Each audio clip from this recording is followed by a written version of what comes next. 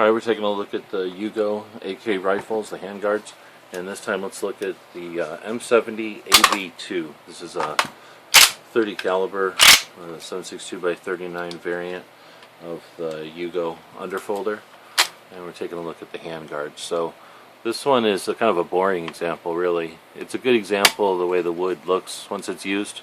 It starts out in this condition when it's raw, and this is how the PAP pistols come in. I haven't seen the new PAP rifles to see if they come in raw like that or if they're finished somehow. But this is what they look like after they've been used a bit. Typically though, they're going to have some trench art or some engravings, and this is a set that has something like Zuka written on one side. You can see the honest wear from the underfolder coming up and hitting the bottom there, and then it's got some sort of a tack in the top with some sort of like a little pattern or a star on there. This one's also coated in cosmoline, but that's another example to show you that the wood ends up looking a little darker, but it's definitely not red or anything.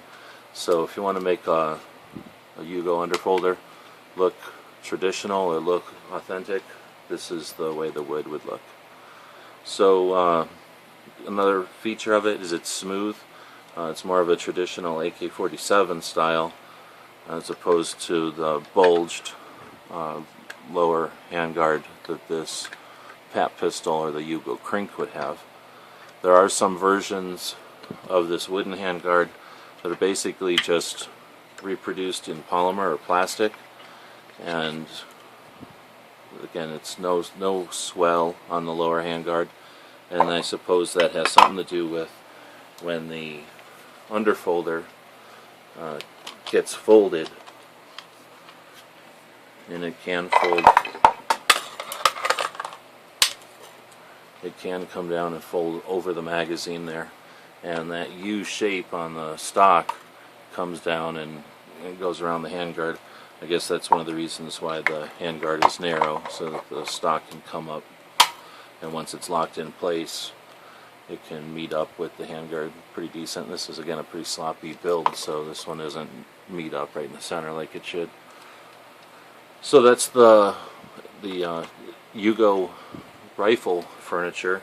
Let's take a look at it compared to a standard European style gas tube and upper. You can see that it's quite a bit longer. The traditional Yugo, even the polymer stuff, since it's true to the wood, has the 3 notches, where the European is only going to have 2, or the Chinese are only going to have 2. Now, when we're talking about the Troy upper, gas tube upper handguard with the rail, we can see that it looks like it should work with the rifle. So let's take a look. In the next video, we'll take a look and see if this thing will actually fit on the rifle or not. But that's some information or a closer look at the Yugo rifle handguard, comparing it to the European stuff, comparing it to the PAP. Oh, I guess I didn't compare it to the PAP. It is pretty much the same on top as the PAP. However, on the lower, the PAP is shorter and a completely different shape, which is going to matter up front here. Alright, so it's another look at the Yugo AK handguards. If you want to ask any more questions or leave any comments below, feel free. And as always, thanks for watching.